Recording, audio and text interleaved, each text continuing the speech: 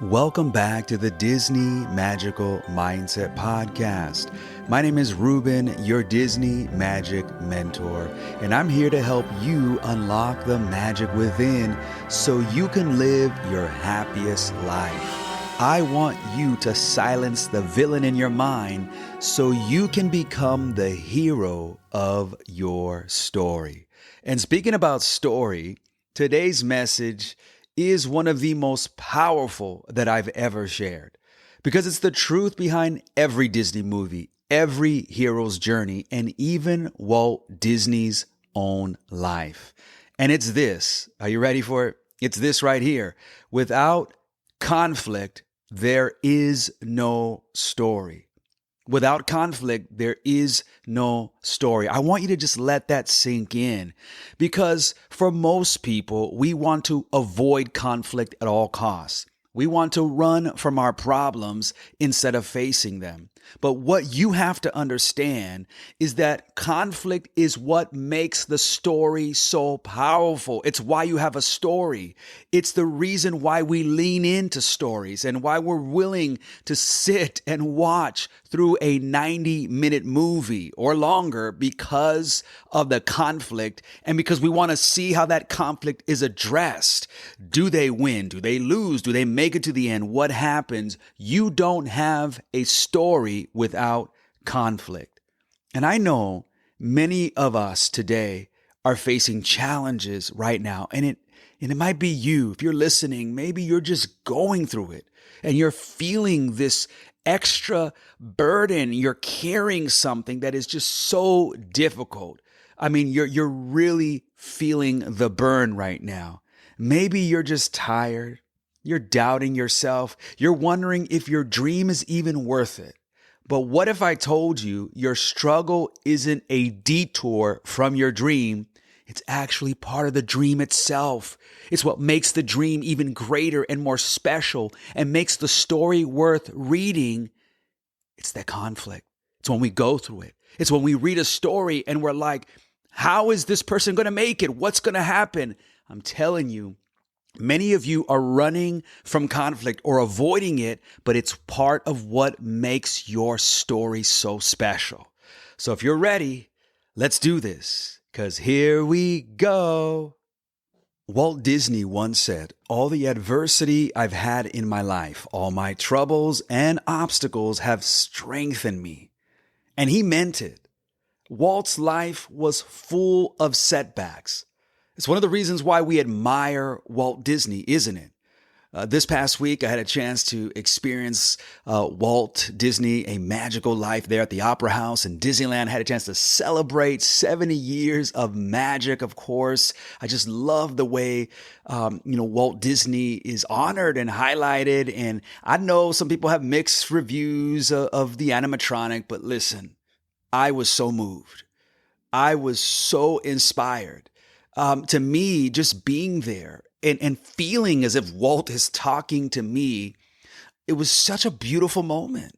I mean, there in the lobby, just preparing for the show, as it were, preparing for the show and everything that you got a chance to see.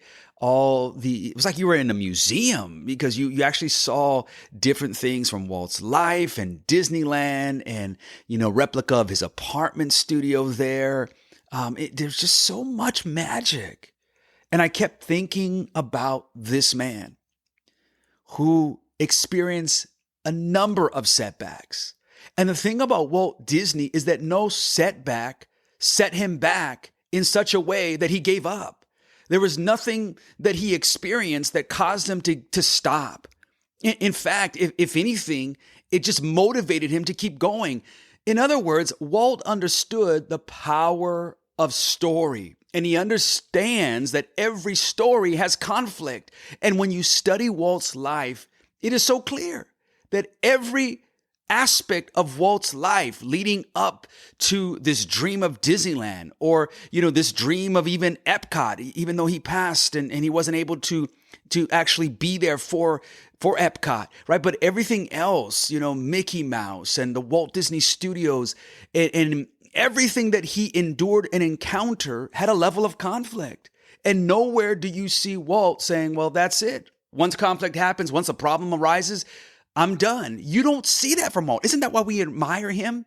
Because he pushed through when everyone told him no. He pushed through the hardships when everyone else, or perhaps other people, would have given up. And he meant it. When he said that adversity in his life strengthened him, he meant it. I mean, think of the setbacks. Let's just name a few. And you probably know these already because these are well known. I mean, he lost Oswald the Lucky Rabbit when Universal has stole the character away from him, right? I mean, he no longer had the rights to Oswald. Can you imagine working your heart, your life, up to this moment to create this character that you think is actually yours and you no longer have the rights to it? And what happens? He loses Oswald. But what comes from that? Mickey Mouse. I want you to see that moment, Walt could have said, it's done. It's over with. Everything's gone. He could have told his brother, hey, bro, we're done now, man. Just, it's time to close up shop. It's over. Instead, he sends a telegram and he says, hey, everything's okay. I'm going to, don't worry about it. This is the optimism of Walt Disney. Nothing is going to stop him from fulfilling his dream. He went bankrupt after Laugh-O-Gram Studios failed, right? His first studios. They're in Kansas City. It fails. It folds. And rather than whining and crying, and maybe he did, we don't know. But what I'm saying is he didn't stop there. He didn't give up. He didn't say, you know what? Just forget it. I'm done with this. I'm not even going to move forward with this. And I know we all feel that way sometimes, but I want you to see that setbacks aren't meant to set you all the way back. They're meant just to be stepping stones to get you to that next place. And if you see obstacles as opportunities, you will always look at those problems and conflict, not with fear, but with courage that you are going to get through what you're going through. I mean, just think about Disneyland's opening day. We just celebrated 70 years. And when you study Disneyland, and the disaster that was opening day. I mean, they called it Black Sunday for a reason because everything that happened that day just felt dark. It was supposed to be the happiest place on earth. And yet there was so much that just kind of went wrong that day. The plumbing didn't work. Rides broke down. The asphalt melted that the ladies' high heels were getting stuck in the asphalt. It looked like a failure. In fact, I brought this up in a reel that I posted a couple weeks back. The Mark Twain, if you've ever been on the Mark Twain, it's such a lovely experience there on the rivers of America. But on opening day, the Mark Twain sank. I mean, if anything could go wrong on opening day, it did go wrong. But Walt didn't crumble. He didn't run from those moments. He learned from them, grew from them, and he used them. And I thought about this. What would happen if Walt actually didn't go bankrupt? Let's think about that for a moment. What if he didn't go bankrupt? And if everything was okay in Kansas City? Would we still have Disneyland? Think about it. What if he didn't lose the rights to Oswald? Would it be Oswald today? See, that's the power of conflict, is that this makes for a great story. If he never goes bankrupt, maybe we don't have Disneyland, and then he doesn't meet his wife, Lillian, and then he doesn't come to Hollywood. I'm trying to tell you that conflict should actually be seen in a way that allows you to see the power of the end of the story. Isn't that the reason why the story is so powerful and why we love reading the story? Because of that level of conflict that causes us to lean in and say, well, what's going to happen here? And it makes the ending of the story that much more beautiful. So my friends, I'm telling you, if you're in it right now and you're going through it and you're feeling it, and that's not to take away from your pain and your sorrow and what you're feeling in this very moment. It's just simply to say that it's not the end of the story for you. That conflict is just a part of it. It's a chapter that leads to a greater chapter and to a greater ending. His wife, Lillian Disney, Walt's wife once said something beautiful about Walt. She said, Walt had this optimism. He wasn't defeated at anything. Imagine living your life in such a way where everyone else looks at you and you're like, oh, that's a defeat. That's a defeat. There goes a defeat. There goes, right? Everyone's looking and saying all those things, but you are that person. Walt is that person that he wasn't ever defeated in anything. That's just the optimism he had about life. He even when it looked like he was losing, he never embraced that mindset. Even when it looked like he was losing, he was able to turn it into a win. And it's not to say that he didn't learn, that he was okay with loss or losing, but it's just that he had this ability to say, okay, yeah, I know it feels that way and it looks like that, but I'm going to embrace this mindset of growth, of winning, of going ahead and seeing the obstacle as an opportunity. And this is what I continue to try and encourage you and myself with. It comes down to mindset. This is the magical mindset that you can spin something that seems bad and negative and wrong and an obstacle and conflict and turn it into one of your greatest lessons and stories of your life. Oh, I hope you're encouraged. It's so powerful that Walt saw conflict not as defeat, but as a chapter in the story he was creating. And because of that mindset, his legacy continues to inspire generations. It's why we love Walt so much. It's why we love his story so much, because his story is immersed in conflict. And every time he comes out of that conflict, he comes out stronger and he builds something greater. And it's the reason why we love walking into Disneyland and why I love Disneyland so much. But isn't one of the reasons, can you agree with me? Isn't one of the reasons we love Disneyland is because of the story that came before? And a lot of that story that came before was conflict. It was problems. It was money issues. It was Walt, saying we're going to open Disneyland in 1 year. He broke ground and said 1 year. And that's the conflict. Is he going to do it? What's going to happen? Everyone's telling him no, right? You can't do this, Walt. There's so many other amusement parks out there. And Walt's like, hey, I'm not making an amusement park. I'm creating a theme park that's filled with story. That's why we love Fantasyland. And that's why we love going to Disneyland, because we get to be part of the story and we get to be there and experience the beauty of hope and love and courage. And we get to leave Disneyland with this inspiration that this is our story too, that we're all attracted to this happily ever after. And I'm just trying to tell you that you don't get to your happily ever after without going through something, without going through conflict. It's what makes your happily ever after that much more sweeter.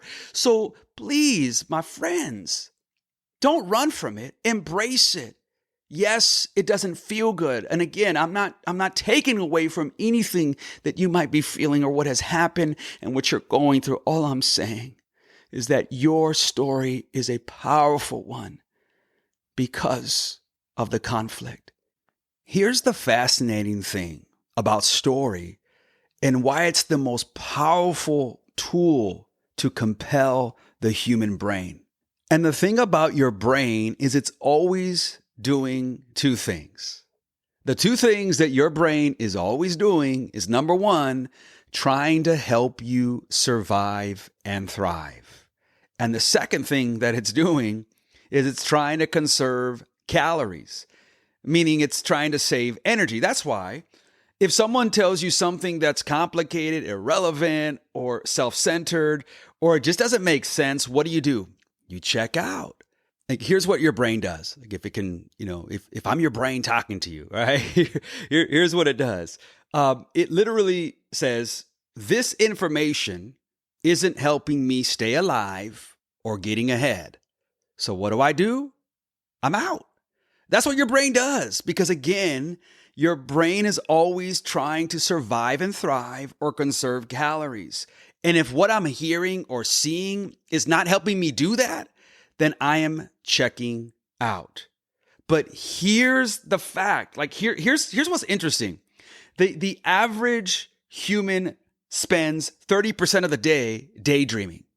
Have you ever daydreamed before? Maybe I was going to say, I hope you're not daydreaming right now, but we have those moments when we daydream, We daydream that we're in Disneyland or in Walt Disney World. And why do we daydream? Because whatever we are being presented with, or wherever we are, whether we're on the job or we're in class, whatever the case may be, if what I'm hearing is not helping me survive and thrive, or it's not conserving my energy, or calories, then I start to daydream. So that's what we do. There's nothing wrong with it. It's just the reality that the reason we daydream is because our brains don't want to waste energy on things that don't matter. But here is where it gets magical, because the thing that wakes people up is story. It's story. And again, I said this kind of to begin our episode today. Just think about the last time you went to a movie theater, or the last time you were watching a show on Disney Plus, a movie on Disney Plus. All right.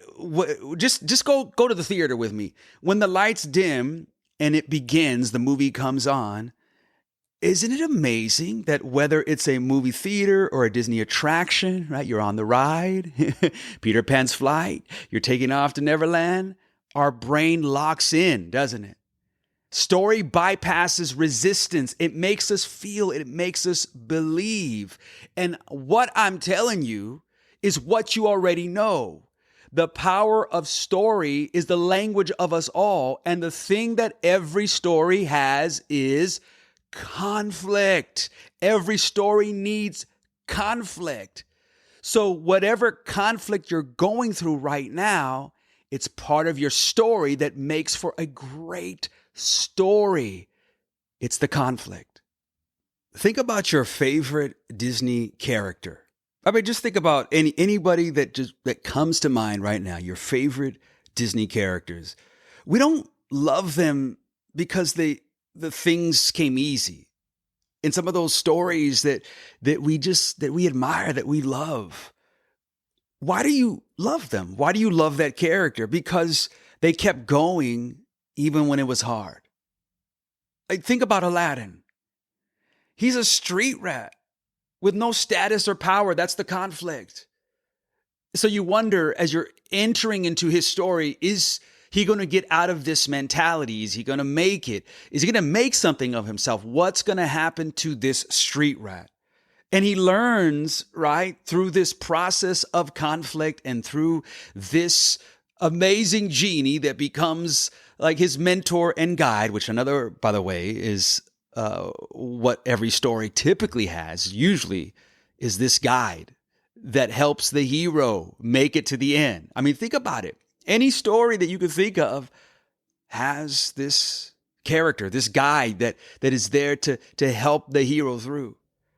And so because of the genie, right, Aladdin learns that being true to himself matters more than pretending to be someone else. And he gets to the end, right, by setting the genie free, which is so powerful. But he understands that you don't need a genie to prove your worth. You need courage and honesty. We love Aladdin. Think about the Little Mermaid. She wants more than the life she was born into, right? That's the conflict. She feels trapped between two worlds. She wants to be part of our world, right? That's the Little Mermaid. And so she takes this bold risk to pursue her dreams, even when it cost her her voice. Major conflict. And then what? After the end, you discover that dreams often require sacrifice, but they also lead to transformation. And she goes out from the sea, under the sea, to this world, right, where she lives her happily ever after. Isn't that amazing that every story has some level of conflict? And every one of those characters becomes unforgettable because of it. It's because of the conflict that we admire their story and we love the character even more. The struggle made the story matter. The struggle made the story magical. So I want you to think of a Disney character the next time you watch a Disney movie, Pixar movie, a Star Wars movie or a Marvel movie. Look for the conflict. Look for the character and that conflict that arises from the character, the thing that this hero that is the hero of the story, the movie, has to endure, and see how much more powerful the story is because of the conflict. So here's what I want you to hear today. Walt Disney understood the power of conflict. He understood that obstacles were simply opportunities. In fact, it was Walt who wanted to be remembered as a storyteller. Isn't that beautiful? Not just a filmmaker, not just a businessman or a father or a husband, although all those are just amazing and awesome. But he wanted to be known as a storyteller. And when you look and study Walt's life, do you see Walt the storyteller? Do you see why conflict was such a powerful part of his story, and why he understood that conflict is the magic in every story? Because it's what makes the dream a reality. It's what makes the magic kingdom sparkle. So today, I want you to know that if your life is really hard right now, I want you to know I'm cheering for you. And I know when things are rough and tough, it's hard to stay positive. And we probably automatically just think of the negative, and we think that it's over and it's going to end and we're not going to make it. But I want to just encourage you that if your life is hard right now, that's probably a good thing. And I know it doesn't sound right, but that means you're in the middle of a great story. So many of us try to run from conflict. We avoid the tough stuff. We see struggle as a sign that we're failing, don't we? But I believe that struggle is actually proof you're on the right track, friends. You're on the right path. Just think of that roller coaster. Isn't that the fun of a roller coaster, is the dips and the turns? It's what makes it. If everything was just smooth, we probably wouldn't like the roller coaster. At least for those who are who love the roller coaster dips and drops and all that good stuff. But the reason why those thrill seekers love it is because of the dips and the turns. Like Walt, understand that conflict didn't ruin his dream. It gave it more meaning. And he didn't give up when it got hard. He didn't let failure define him. He chose to believe that the dream was still possible because the story wasn't over yet. And you need to hear me encourage you with this word. You need to hear your pal Ruben tell you, and neither is yours. He didn't believe his story was over yet, even in the midst of his conflict, and neither is yours. So don't run from it. Run through it. Keep going. That's how Walt made magic. That's how legends are made. That's how your story becomes one worth telling and one worth reading. I hope today's episode lit something in you, something bold, something brave. You were made for more than comfort. You were made for meaning. You were made for a great happily ever after story. This is your story. I can't wait to read it. If you love this episode, share it with a fellow dreamer. Tag me at Ruben Rios Inspires and let me know your favorite Disney character who faced conflict and kept going. Remember, you are the magic because the magic is in you, and the conflict, that's just the part that makes your ending unforgettable.